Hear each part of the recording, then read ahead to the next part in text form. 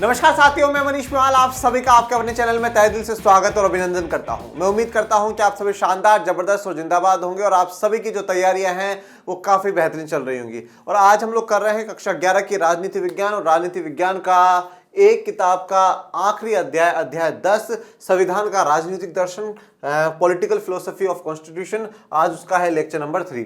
आइए जानते हैं कि आज के लेक्चर में हम लोग क्या डिस्कस करेंगे। आज हम लोग डिस्कस करने वाले हैं हमारे संविधान का राजनीतिक दर्शन। हम बार बार में दर्शन पढ़ रहे हैं, 2 लेक्चर हो गया मैं दर्शन पढ़ते हुए, पर अब हम जानेंगे कि राजनीतिक दर्शन हमारे संविधान का क्या है। व्यक्ति की स्वतंत्रता, सामाजिक न्याय, विविधता और अल्पसंख्यकों के अधिकारों का सम्मान, यह आज के हमारे टॉपिक्स रहेंगे। जैसा कि मैंने आप लोगों को लास्ट कुछ लेक्चर्स में भी कहा है कि ये जो अध्याय है ये आपकी जो दूसरी किताब है पॉलिटिकल थ्योरी, राजनीतिक सिद्धांत वाली जो किताब है, उसमें काफी मदद वाला चैप्टर है। इसमें जो आप यहाँ पे टॉपिक्स पढ़ेंगे, स्वतंत्रता वाला हो गया, धर्मनिरपेक्षता वाला हो गया, ऐसे टॉपिक्स के ऊपर हम आगे पूरा चैप्टर्स पढ़ने वाले हैं। तो और भी मजा आपके लिए आएगा उस बुक में, इसलिए आप इस चैप्टर को बहुत अच्छे से कॉन्सेप्ट से क्लियर करते हुए चलिए, जो आपको उसको पढ़ने में और भी मजा आए। हमारे संविधान का राजनीतिक दर्शन, हम लोग लेक्चर 1 में ही ये चीज समझ चुके हैं कि दर्शन का अर्थ क्या है। दर्शन का सीधा सा अर्थ ये है कि हम जो सोचते हैं, जो हम विचार करते हैं और जो हमारा दुनिया को देखने का, किसी चीज को, किसी मुद्दे पर देखने का जो नजरिया होता है, वो हमारा दर्शन होता है, वो हमारी फिलोसफी होती है। हर व्यक्ति की अपनी फिलोसफी है, सबका अपनी अपनी सोच विचार रखते हैं, तो सबका एक अपना अपना दर्शन है। अब हमारे चैप्टर का नाम है संविधान का राजनीतिक दर्शन। ठीक है, संविधान का एक राजनीतिक दर्शन क्या होता है, पॉलिटिकल फिलोसफी क्या है। जैसे कि फॉर एग्जांपल हमने लास्ट में देखा जापान वाला, तो जापान के में हमने कहा कि जापान का दर्शन है शांति का। ठीक है, इसलिए उसे शांति का संविधान भी कहा जाता है, पीस ऑफ कॉन्स्टिट्यूशन का भी कहा जाता है। ठीक है ना, शांति का संविधान। ठीक है, मतलब पूरा का पूरा शांति के लिए है। उन्होंने तीनों प्रकार की जो सेना है उनको हटा दिया है और पूर्ण रूप से शांति। तो मतलब आप जापान का संविधान देखते हैं और उसका फिलोसफी को समझने की कोशिश करेंगे, उसके विचार को समझने की कोशिश करेंगे, तो आपको शांति, आपको पीस देखने को मिलेगी। परंतु सवाल उठता है कि फिर भारत के संविधान का दर्शन कैसा है। भारत का संविधान कौन से मुख्य मुद्दे पर टिका हुआ है। ठीक है, कौन सी ऐसी मूल बात है या कौन सा ऐसा मूल्य है जो मेन है, जैसे कि जापान वाले में शांति था। तो वो आज हम इस लेक्चर में जानेंगे। चलिए शुरू करते हैं।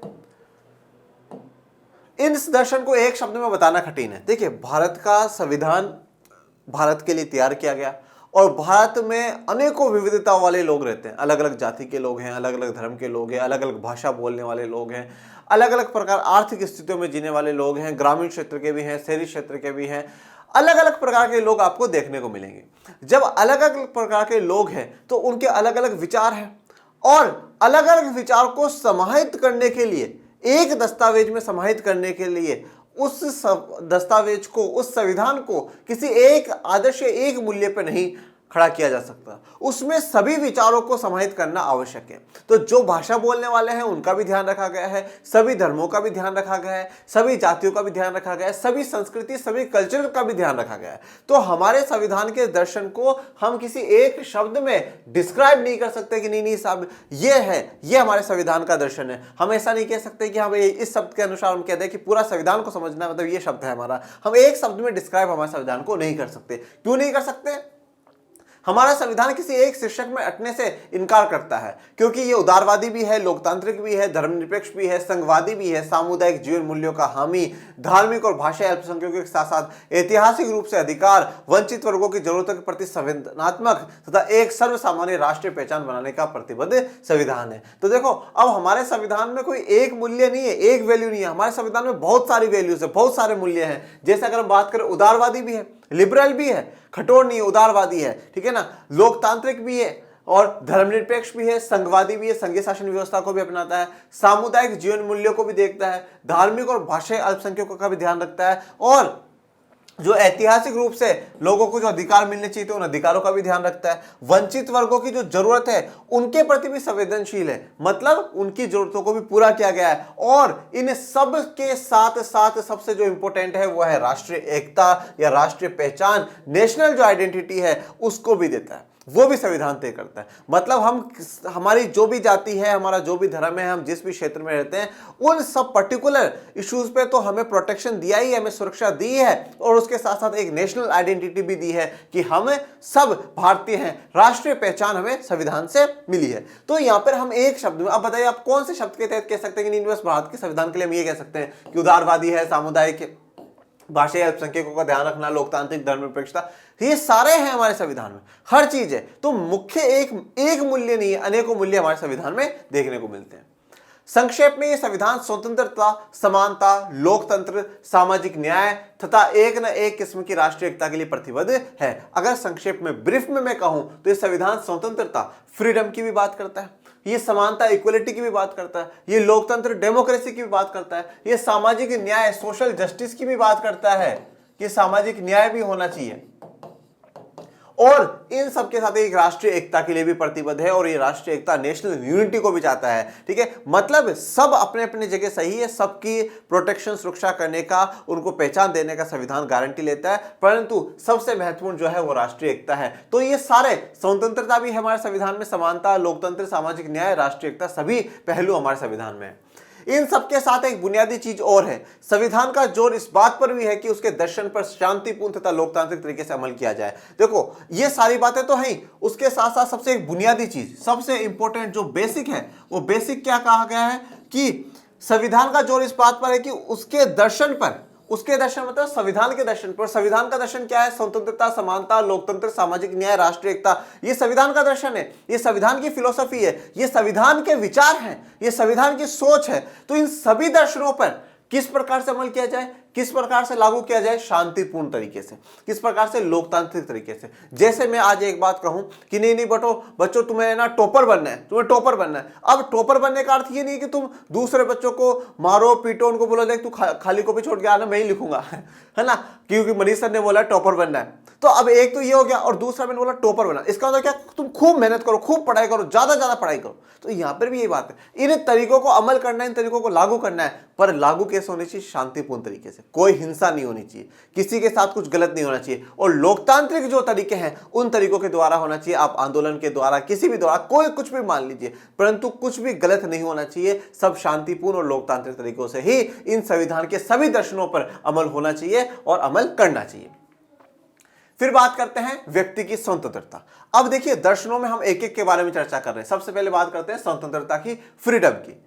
संविधान के बारे में गौर करने वाली पहली बात है कि यह व्यक्ति की स्वतंत्रता के लिए प्रतिबद्ध है। तो फ्रीडम है ना हमारी, उसके लिए प्रतिबद्ध है, डेडिकेटेड है हमारा कॉन्स्टिट्यूशन कि व्यक्ति को स्वतंत्रता मिलनी चाहिए। और आपने चैप्टर 2 जो है मौलिक अधिकार वाला, उसमें पूरे में हमने ये अधिकार ही पढ़े, ठीक है, ये अधिकार हम लोगों ने पढ़े, और उसमें कौन से आर्टिकल से कौन से आर्टिकल तक स्वतंत्रता का अधिकार दिया गया, अनुच्छेद 19 से लेकर के 22 तक क्या बात कही गई है, स्वतंत्रता का अधिकार दिया गया है। किसका अधिकार दिया गया है, स्वतंत्रता का अधिकार, स्वतंत्रता का अधिकार, राइट टू फ्रीडम हम लोगों को मिला है। तो अब इसी से आपको पता चल जाता है कि मौलिक अधिकार में संविधान निर्माताओं ने जोड़ा है, तो ये बहुत इंपॉर्टेंट बात है। यह प्रतिबद्धता लगभग एक सदी तक निरंतर चली बौद्धिक और राजनीतिक गतिविधियों का परिणाम है। देखो अब एक बात ध्यान रखिएगा, ये जो डेडिकेशन जो हम देख रहे हैं कि नहीं व्यक्ति को स्वतंत्रता मिलनी चाहिए, ऐसा नहीं है कि एक दिन का, 10 दिन का, 20 दिन का, या कुछ लोग डिस्कस करते हैं और स्वतंत्रता की बात करते हैं, नहीं, ये काफी लंबी प्रक्रियाओं के बाद देखने को मिला है। यह प्रतिबद्धता लगभग एक सदी का मतलब कम से कम 100 साल कहने तक निरंतर चली बौद्धिक और राजनीतिक गतिविधियां। बौद्धिक मतलब जो इंटेलेक्चुअल है, ठीक है, जो सोच विचार करके जो विचार रखे गए हैं, उन पे तर्क वितर्क हुए हैं, उन सब पे, और जितनी भी पॉलिटिकल एक्टिविटीज हुई है उन सब का परिणाम है। जैसे कि फॉर एग्जांपल हमारे स्वतंत्रता का आंदोलन चला, तो उस समय महसूस करा गया कि नहीं ब्रिटिश सरकार तो हर जगह लोगों को दबाती है, उनकी बात नहीं सुनती है, उनके विचारों को नहीं सुनती है, वो आंदोलन करते हैं तो जेल में पकड़ के डाल देती है। तो स्वतंत्रता मिलनी चाहिए, हर व्यक्ति को स्वतंत्रता मिलनी चाहिए। तो स्वतंत्रता का मुद्दा भी स्वतंत्रता आंदोलन से उठा है। तो इस प्रकार से काफी सालों से जो सिस्टम चल रहा था, उस सिस्टम से हमने काफी कुछ चीजें सीख करके फिर संविधान में मेंशन करी है। 19वीं सदी के शुरुआती समय में राम मोहन रॉय ने प्रेस की आजादी की काट छाट का विरोध किया था। अंग्रेजी सरकार प्रेस की आजादी पर प्रतिबंध लगा रही थी। तो आप सभी क्लास 10th की हिस्ट्री में पढ़ चुके हैं कि भारत जब आज़ादी के आंदोलन में जब चल रहा था तो ब्रिटिश सरकार ने खूब जो प्रेस की आज़ादी है, जो मीडिया की आज़ादी है, न्यूज़पेपरों में छापना, किताबों में छापना, कुछ बोलना, इन सब पे क्या है प्रतिबंध लगा रखा था। तो राजा राममोहन रॉय जी ने क्या करा, इस आज़ादी की काट छाट का विरोध करा कि जो सरकार कहती है ये छापो, ये मत छापो, हमारे खिलाफ मत बोलना, ऐसा करना, प्रेस पे जो दबाव है, वो जो दबाव बना रखा था, उस दबाव का विरोध किया राजा राममोहन रॉय जी ने 19वीं सदी की शुरुआत में। और ये है राजा राममोहन रॉय जी। राममोहन रॉय का तर्क था कि जो राज्य व्यक्ति की जरूरतों का ख्याल रखता है उसे चाहिए कि वह व्यक्ति को अपनी जरूरतों की अभिव्यक्ति का साधन प्रदान करे। देखो अब राजा राममोहन रॉय जी क्या कहते हैं, जो राज्य का मतलब एक तरीके से हम कह सकते हैं सरकार, जो भी सरकार व्यक्तियों की जरूरतों का ख्याल रखता है, ठीक है भाई, व्यक्तियों की जो जरूरत है उनका ख्याल रखता है कि भाई इसकी ये जरूरत पूरी होनी चाहिए, जरूरत पूरी होनी चाहिए, तो ये भी जरूरी है कि वो अपनी जरूरतों की अभिव्यक्ति का साधन हो। मतलब क्या, जैसे मान लो कि भाई आज मैं कहता हूं मुझे इस चीज की जरूरत है, मुझे इस चीज की जरूरत है, मुझे इस चीज की जरूरत है। ये क्यों? क्योंकि मुझे अभिव्यक्ति की आजादी दी गई। मैं बोल सकता हूं कि मुझे इस चीज की जरूरत है। आज मान लो मैं ना बता सकूं, ना बोल सकूं, कुछ भी नहीं कर सकता, तो फिर कैसे मेरी जरूरत होगी? ठीक है भाई, आज कुछ भी समस्या होती है, कुछ भी चीज होती है, तो हम बोल करके किसी भी प्रकार से हम अभिव्यक्त करके मांग सकते हैं। ठीक है, तो जब तक हमें कोई अभिव्यक्त करने की आजादी नहीं होगी, मुझे बोलने की आजादी नहीं होगी, मुझे बताने की आजादी नहीं होगी। अब ऐसा मत बोलना कि सर बोल नहीं पाएगा तो लिख करके बता दें, वो सब कुछ उसी में आ जाता है, अभिव्यक्ति में आ जाता। मतलब मुझे अपनी जो समस्या है या अपने जो चाहते वो बताने का ही अधिकार नहीं रहेगा, तो फिर मेरी जरूरतों का ख्याल क्या रखोगे? भाई मेरी जरूरत ही नहीं जान रहे हो तुम लोग, जरूरतें जानोगे तभी तो ख्याल रखोगे। तो इसलिए राजा राममोहन रॉय जी क्या कहते हैं कि अगर सरकार को या राज्य को जरूरतों का ख्याल रखना है तो जरूरी है कि वो जरूरतों की अभिव्यक्ति का साधन भी प्रदान करे। मतलब जरूरतें वो बता सके, जनता जरूरत बता सके, ऐसे साधन भी हो। और वो साधन क्या है? प्रेस है, वो मीडिया है। इसलिए राज्य के लिए जरूरी है कि वह प्रकाशन की असीमित आजादी प्रदान करे। तो इसलिए राज्य को हमेशा प्रकाशन की, कुछ भी छापने की असीमित आजादी जनता को देनी चाहिए। पूरे ब्रिटिश शासन के दौरान भारतीय प्रेस की आजादी की मांग निरंतर उठाते रहे। ये बात आप अच्छे से जानते हैं कि शुरुआत से स्वतंत्रता आंदोलन चल रहा था, तभी से बार बार में ये मांग उठाई गई कि जो ब्रिटिश सरकार है, जो हमारी प्रेस की आज़ादी है, उस प्रेस की आज़ादी दे हम लोगों को और प्रेस की आज़ादी को दबाए ना। और आपने देखा होगा बीच में वर्नाक्युलर प्रेस एक्ट आना, और बीच बीच में काफ़ी अनेकों कानून आए जिनके द्वारा न्यूज़पेपर्स को दबाया गया, प्रेस को दबाया गया, ये सारे काम किए गए।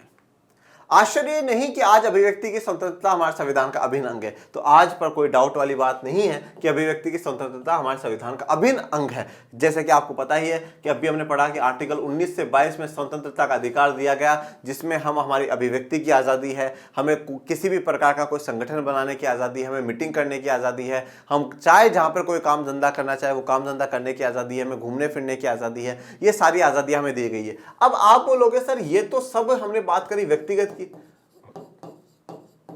तो इसमें मीडिया कहां गया, प्रेस कहां गया? तो बेटा आर्टिकल 19 में जितने भी अधिकार है ना, वो जितने आपको हैं उतने ही मुझे हैं, और उन्हीं के तहत मीडिया को भी अधिकार है। ठीक है ना भाई, मीडिया में कौन है? व्यक्ति तो बैठा है भाई, हर इंडिविजुअली तो बैठे, तो इंडिविजुअलों को तो आजादी दी गई है ऐसा अनुच्छेद 19 में कि भाई आप कुछ भी बोल सकते हैं, आप जो भी बात बताना चाहते हैं वो बता सकते हैं। इसी तरह मनमानी गिरफ्तारी के विरुद्ध हमें स्वतंत्रता प्रदान की गई। इसके अतिरिक्त अन्य व्यक्तिगत स्वतंत्रता, मसलन अंतरात्मा का अधिकार उदारवादी विचारधारा का अभिन्न हिस्सा है। तो गिरफ्तारी के विरुद्ध भी स्वतंत्रता दी गई कि भाई अगर आपको गिरफ्तार कर लिया जाए तो आपको वकील रखने का अधिकार होगा, 24 घंटे के अंदर मजिस्ट्रेट के अंदर पेश करना होगा, परिवार को जानकारी देनी होगी, ये सारी बातें। और जो प्रिवेंटिव और पुनिटिव डिटेंशन है, ठीक है, वो सब कुछ भी अपन लोग चैप्टर 2 में पढ़ चुके हैं। ये जितनी भी बात अभी आ रही है यहाँ पे, ये सब कुछ चैप्टर 2 मौलिक अधिकार वालों में भारतीय संविधान के अधिकार में आपने अच्छे से पढ़ा है। इनके अलावा जो भी व्यक्तिगत स्वतंत्रता है, ठीक है, जो भी एक एक व्यक्ति को स्वतंत्रता मिलनी चाहिए थी, वो सारी की सारी दी गई, जैसे अंतरात्मा का अधिकार, ठीक है, ये सब उदारवादी विचारधारा का अभिन्न है। तो ये उदारवाद है। संविधान कठोर नहीं हुआ कि नहीं भाई जनता को ये नहीं मिलना चाहिए, ये आजादी नहीं मिलनी चाहिए, ये आजादी नहीं मिलनी चाहिए, सारी आजादी दी गई, उदारवाद होकर के काम करा है। जैसे ये मैंने प्रेस मीडिया के हिसाब से यहाँ पे दिखाया कि व्यक्ति को स्वतंत्रता है। फिर बात करते हैं सामाजिक न्याय की, या जिसे हम कहते हैं सोशल जस्टिस।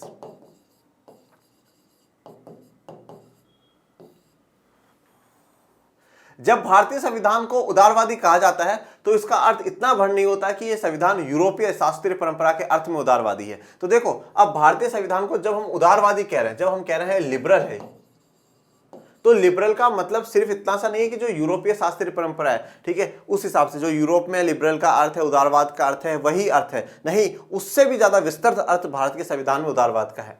शास्त्रीय उदारवाद सामाजिक न्याय और सामुदायिक जीवन मूल्यों के ऊपर हमेशा व्यक्ति को तरजीह देता है, ठीक है। तो यहाँ पे सामाजिक न्याय और सामुदायिक जीवन मूल्यों को हमेशा तरजीह, हमेशा वैल्यू दी जाती है कि वह सोशल जस्टिस होना चाहिए और सामुदायिक जो जीवन है उसके जो जितने भी वैल्यूज है वो बने रहने चाहिए। तो ये तस्वीर दिखाई है जस्टिस की आपको। भारतीय संविधान का उदारवाद इससे दो मायनों में अलग है। पहली बात तो ये कि हमारा संविधान सामाजिक न्याय से जुड़ा है, तो हमारा संविधान सोशल जस्टिस से जुड़ा हुआ है। अब आप कहोगे सर सोशल जस्टिस से कैसे जुड़ा हुआ, सामाजिक न्याय से कैसे जुड़ा हुआ है? तो देखो भाई, फिर आ जाओ चैप्टर 2 पर।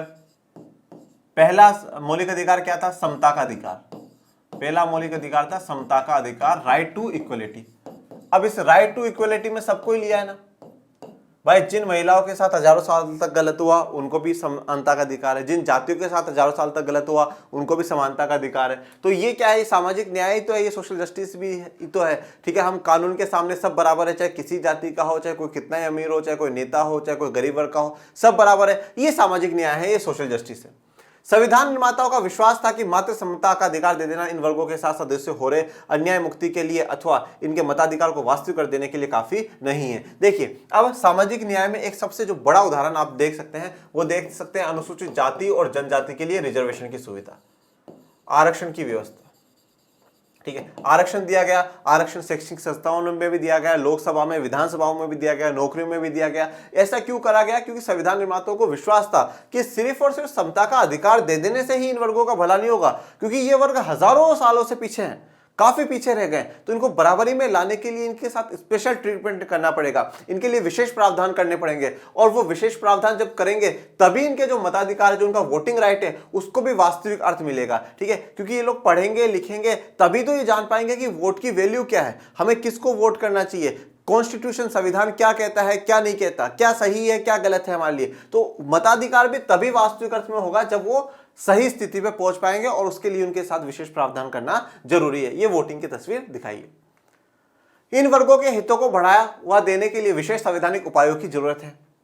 इस कारण संविधान निर्माताओं ने अनुसूचित जाति जनजाति के हितों की रक्षा के लिए बहुत से विशेष उपाय किए हैं। तो इन वर्गों के हितों के लिए, उनके इंटरेस्ट के लिए फायदा करने के लिए विशेष संवैधानिक उपायों की आवश्यकता है, और इसीलिए इनके हितों की रक्षा करने के लिए संविधान ने काफी विशेष उपबंध या विशेष प्रबंध करे हैं।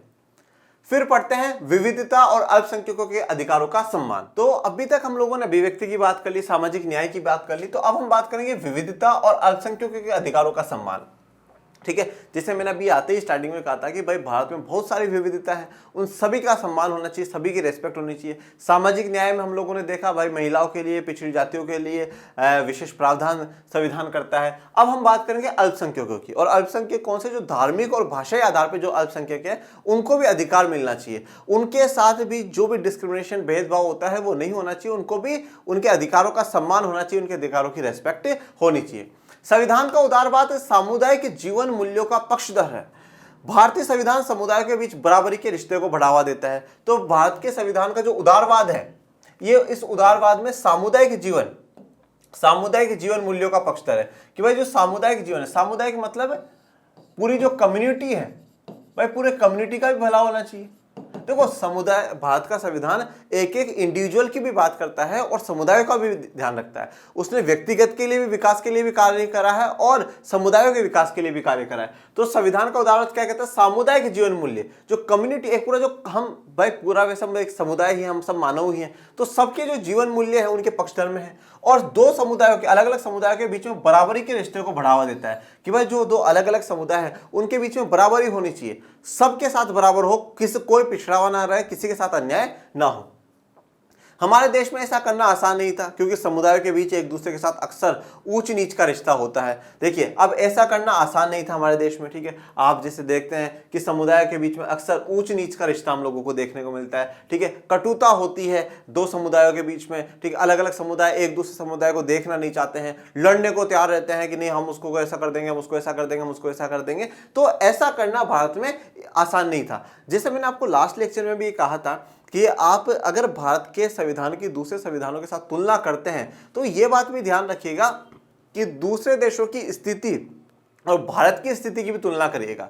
जिस समय भारत का संविधान बना, हमारे संविधान निर्माताओं ने सिर्फ और सिर्फ संविधान का गठन नहीं करा है, उन्होंने काफी समस्याओं का सामना करा है। उस समय देश को चलाने के लिए कानून बनाए। आपको पता होगा संविधान सभा देश की पहली पार्लियामेंट कही जाती है, ठीक है, पहला संसद उसको कहा जाता है, क्योंकि उस समय वहां पर कानून बनना भी शुरू हो गए थे, ठीक है। इसके अलावा जो विभाजन से जो समस्या उत्पन्न हुई थी, उन समस्याओं को दूर करने का भी कार्य हमारे उस समय के संविधान निर्माता कर रहे थे। तो बड़े कार्य थे, बड़े परेशानियां, बड़ी समस्या थी उस समय, और उन समस्याओं के बीच में 2 साल 11 महीने 18 दिन तक लगातार निरंतर हमारे संविधान सभा काम कर करके दुनिया का सबसे बेहतर संविधान हम लोगों को सौंप करके जाती है। तो ऐसे समय में, उस दौर में उन समुदाय के बीच में ऊंच नीच का मामला देखने को मिलता है। दूसरे, जब समुदाय एक दूसरे को बराबरी का मानते हैं, तब बहुधा प्रतिद्वंदी बन जाते हैं, जैसा कि हम धार्मिक समुदाय के मामले में देखते हैं। एक दूसरे को बराबरी का मानते हैं जब बहुधा प्रतिद्वंदी, ठीक है, मतलब प्रतिद्वंदी जो कॉम्पिटिटर्स हैं, अब वो बराबर के हो गए, ज्यादा कॉम्पिटिटर्स आपको देखने को मिलते हैं।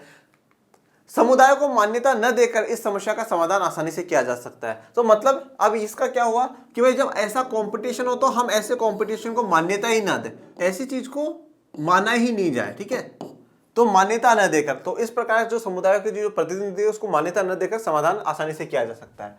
अधिकांश पश्चिमी राष्ट्रों के उदारवादी संविधान में ऐसा ही किया गया, लेकिन ऐसा करना न तो अपने देश में कारगर होता और न ही वांछनीय है। देखिए, अब ये जो मान्यता न देकर के, समुदाय को मान्यता न देकर करके ही ये काम क्या है, पश्चिम के राष्ट्रों में हुआ, जितने भी वेस्टर्न नेशंस है उनमें यही काम हुआ है, उदारवादी संविधानों में ऐसा हुआ। पर हमारे देश में ना तो ऐसा करना कारगर था, मतलब ना तो सही था और ना उसकी जरूरत थी। इसका कारण यह नहीं कि भारतीय अन्य लोगों की तुलना में समुदायों से कई ज्यादा जुड़े हैं। हर जगह के व्यक्ति सांस्कृतिक समुदाय से जुड़े होते हैं और ऐसे हर समुदाय की अपनी परंपरा, मूल्य, रीति रिवाज तथा भाषा होती है।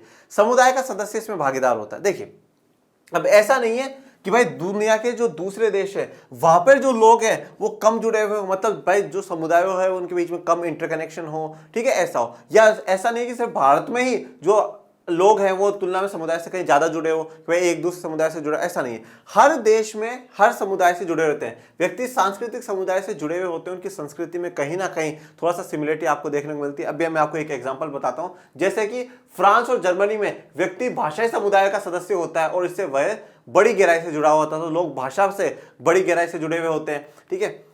तो सांस्कृतिक समुदाय से जुड़े होते हैं और सबकी अपनी एक परंपरा होती है, एक मूल्य होते हैं, वैल्यू होते हैं, रीति रिवाज होती है, उनकी भाषा होती है। मतलब हर व्यक्ति अपने अपने एक समुदाय से जुड़ा हुआ होता है और उनकी एक अपनी भाषा, अपना एक कल्चर होगा, एक अपनी संस्कृति होगी, अपने रीति रिवाज होंगे, उन रीति रिवाज के हिसाब से वो चलेगा, उनके हिसाब से ही वो काम करेगा और समुदाय का सदस्य इसी में भागीदार होता है। हम लोग सामुदायिक जीवन मूल्यों को ज्यादा खुले तौर पर स्वीकार करते हैं और यही बात हमें खास बनाती है। पर हम जो सामुदायिक जीवन मूल्य हैं उनको ज्यादा खुले तौर पर स्वीकार करते हैं। हम स्वीकार करते हैं जो भी समाज है, हमारे जितनी भी सोसाइटी है, उन सबके जो वैल्यूज है, उनकी जो लाइफ की वैल्यूज है, उन सबको हम अडेप्ट करते हैं, हम मानते हैं। हम मना नहीं कर रहे हैं, मान्यता न दे करके हम मना नहीं कर रहे कि नहीं नहीं साहब हम इन वैल्यूज को, इन चीजों को नहीं मानते। हम हर चीज को स्वीकार कर रहे हैं। हम सामुदायिक जीवन मूल्य की हर बात को हम स्वीकार कर रहे हैं, हम एक्सेप्ट कर रहे हैं और वो एक्सेप्टेंस आपको हमारे संविधान में देखने को मिलता है। इससे भी ज्यादा महत्वपूर्ण बात यह है कि भारत में अनेक सांस्कृतिक समुदाय है।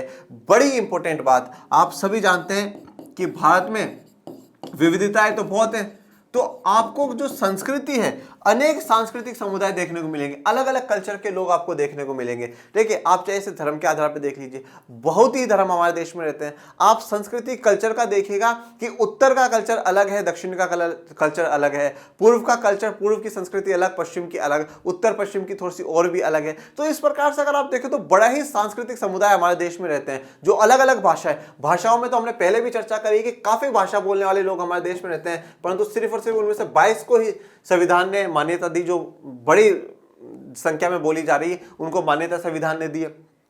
तो हमारे पास संस्कृति का मतलब ढेर है और ये वैसे सच में भारत की किस्मत है और भारत से हमारी बहुत बड़ी किस्मत है कि हमने भारत में जन्म लिया। भारत में आप सामाजिक सांस्कृतिक विविधताएं भी हैं, भारत में अगर आप देखेंगे भौगोलिक विविधताएं भी हैं, भारत में जैव विविधताएं भी हैं, भारत में आपको हर चीज में विविधता देखने को मिल जाएगी। आप किसी भी चीज को उठा करके देख लीजिए, आपको भारत में विविधता, आपको डाइवर्सिटी देखने को मिलेगी। कोई समुदाय दूसरे पर प्रभुत्व ना जमाए, इस बात को सुनिश्चित करना जरूरी था। अब सबसे इंपॉर्टेंट बात यह है कि इतनी जो विविधता है वो सही है, देखो इतनी विविधता है वो सही। देखो क्या होता है कि जैसे मान लो कि मेरे पास 2 कपड़े हैं, 2 जोड़ी के कपड़े हैं, तो कोई दिक्कत नहीं भाई, एक दिन ये, एक दिन ये, एक दिन ये, एक दिन ये, तो कोई दिक्कत नहीं होती। और परंतु जो मेरे पास बहुत सारे कपड़े हों तो अच्छी बात तो ये कि मेरे पास बहुत सारे कपड़े हैं, मैं चाहूँ जब कोई सा भी पहन सकता हूँ।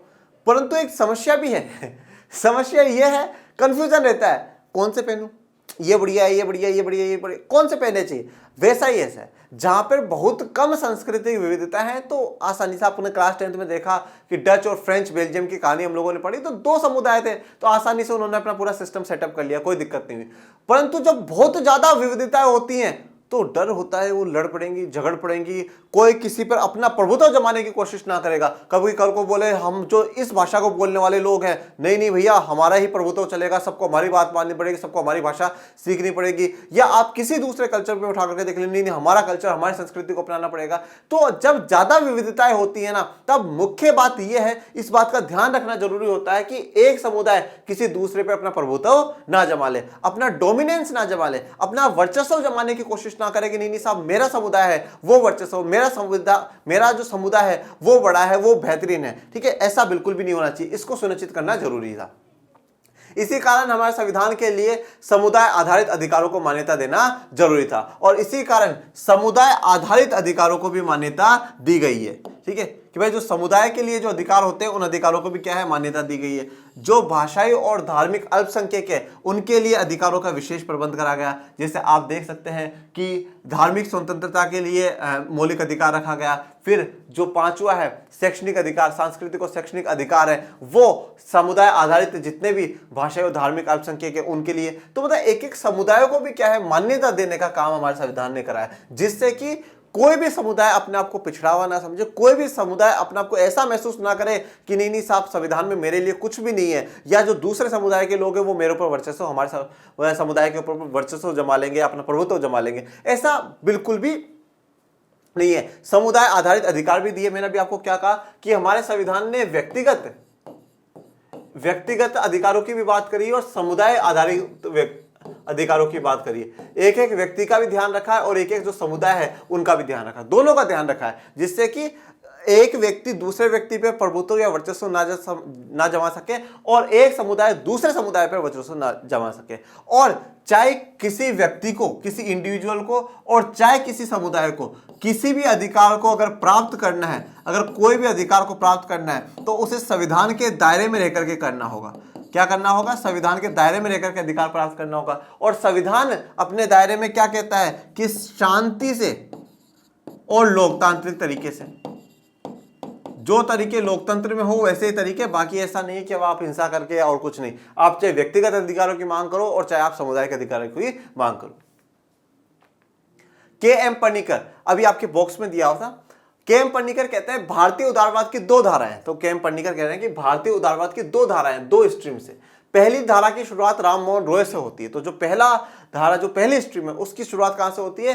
राजा राम मोहन रॉय से होती है। उन्होंने व्यक्ति के अधिकारों पर जोर दिया, खासकर महिलाओं के अधिकारों पर। तो राजा राम मोहन रॉय जी के बारे में आपने सभी ने पढ़ा है। ठीक है, एक समाज सुधारक थे, महिलाओं के अधिकारों के लिए उन्होंने काफी काम करा। तो यहाँ पर राजा राम मोहन रॉय जी ने किसके अधिकारों पर बात करी? व्यक्ति के अधिकारों पर बात करी। जैसा मैंने यहाँ पे कहा व्यक्तिगत और सामुदायिक अधिकार दोनों की बात है। तो राजा राम मोहन रॉय जी ने शुरुआत कर दी थी किसकी? व्यक्ति के अधिकारों की। मतलब एक एक इंडिविजुअल को क्या मिलना चाहिए? एक एक इंडिविजुअल को अधिकार मिलना चाहिए। जैसे कि अपन ने भी स्टार्टिंग में पढ़ा कि प्रेस को स्वतंत्रता, प्रेस की आजादी जरूरी थी भाई, प्रेस को आजाद करना जरूरी।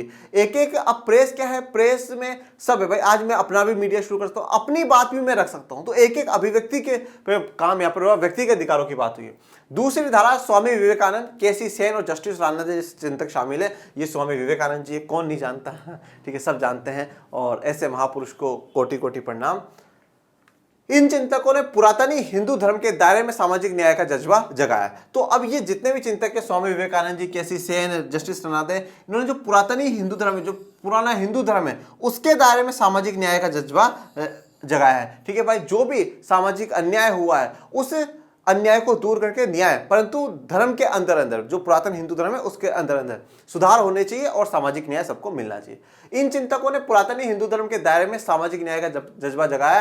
विवेकानंद के लिए हिंदू समाज की ऐसी पुनर्रचना कर पाना उदारवादी सिद्धांतों के बगैर संभव ना होता। ठीक है, तो यहाँ पर भी उदारवादी सिद्धांत है कि भाई सबके प्रति उदारता और सामाजिक न्याय की बात हुई। ये कहाँ कहा गया है? In defence of liberalism, Bombay Asia public house, 1962 की बात है, जहां पर के एम पन्नीकर साहब ने ये बात कही है। ओके, तो आज के लिए अपना इतना ही, और आगे के जो भी हैं वो हम लोग अब नेक्स्ट लेक्चर में कवर करेंगे। और आपको यहाँ पे कोई भी डाउट हो, कुछ भी प्रॉब्लम हो, तो आप कमेंट बॉक्स में मेंशन करिएगा और ये भी बताइएगा कि आपको आज का लेक्चर कैसा लगा। और मेरे प्यारे विद्यार्थियों, पढ़ते रहिएगा और आपको जल्दी ही आपके कोर्सेज लॉन्च होने वाले हैं। Polity, history, geography, economics 11th 12th की कोर्सेज लॉन्च होने वाले हैं। जो कक्षा साल 2024 में अपने एग्जाम्स देंगे उनके लिए कोर्स लॉन्च होंगे। उनमें क्या सुविधाएं होंगी, क्या नहीं होगा, वो सब कुछ आपको जल्द अनाउंस कर दिया जाएगा। इसलिए आप हमारे लर्न एंड शेयर आर्ट्स के टेलीग्राम चैनल को ज्वाइन कर ले, जिसका लिंक आपको डिस्क्रिप्शन में मिल जाएगा। और चैनल को सब्सक्राइब कर लीजिएगा अगर अभी तक नहीं करा है। बेल आइकन को दबा करके रखिएगा जो नोटिफिकेशन आपके पास सबसे पहले पहुंचे। और अगर आपके पास पहले पहुंच जाए तो यह आपकी जिम्मेदारी बनती है, आपका कर्तव्य बनता है कि आप उसको सब तक पहुंचाए, जिससे कि जिनको हिंदी मीडियम में अच्छी आर्ट्स की एजुकेशन नहीं मिल पा रही हो उनको मिले। और आप सभी पढ़ते रहिए, आगे बढ़ते रहिए। मिलेंगे एक नेक्स्ट लेक्चर में, तब तक के लिए थैंक यू सो मच। जय हिंद, जय भारत।